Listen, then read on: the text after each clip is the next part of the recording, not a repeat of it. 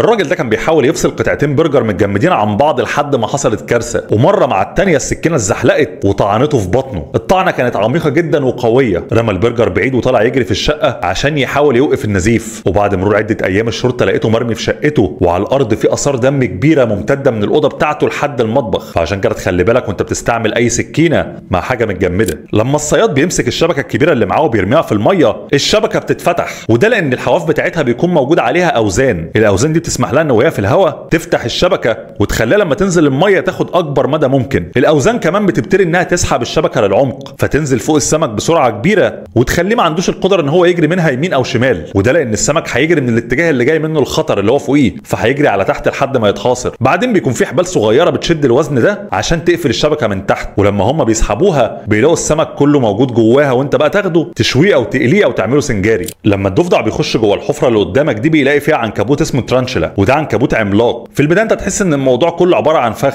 ولكن اللي بيحصل ان العنكبوت بيقعد يحسس على الضفدع اللي جسمه بيفرز مواد كيميائيه بيعرف العنكبوت ان هو مفيش اي خطوره منه. فالعنكبوت بيسمح للضفدع ان هو يفضل معاه في الحفره عشان يتغذى على النمل الموجود اللي ممكن ياكل البيض بتاعت العنكبوت. وفي المقابل بقى العنكبوت بيبقى البادي جارد بتاع الضفدع وبيحميه من كل الحيوانات او الطيور الجارحه اللي بتحاول انها تصطاده. الراجل ده صحى في يوم وراح المستشفى عشان وراه عمليه يعملها، وبعد ما دخل اوضه العمليات ونام دكتور التخدير ارتكب خطا شنيع. المفترض كان ياخد حقنتين، واحده بتخدر جسمه بتعمل له شلل والثانيه بتفقده الوعي. الدكتور ادى اول حقنه اللي بتعمل الشلل، ولكن نسي يديه الحقنه الثانيه اللي بتفقده الوعي، وفضل لمده 16 دقيقه من العذاب. كان حاسس بكل حاجه بتحصل له في العمليه وهم بيفتحوا بطنه وهم شغالين جواه، لحد ما الدكتور ادرك الخطا بتاعه واداله الحقنه الثانيه. لما قام العمليه كانت حالته صعبه جدا، كان بدا يشوف كوابيس كل يوم، كائنات مرعبه بتظهر له في احلامه، وحتى ان هو كان بيشوف هلاوس وهو صاحي. الراجل لما ما تحملش اللي كان بيحصل له انهى حياته بنفسه.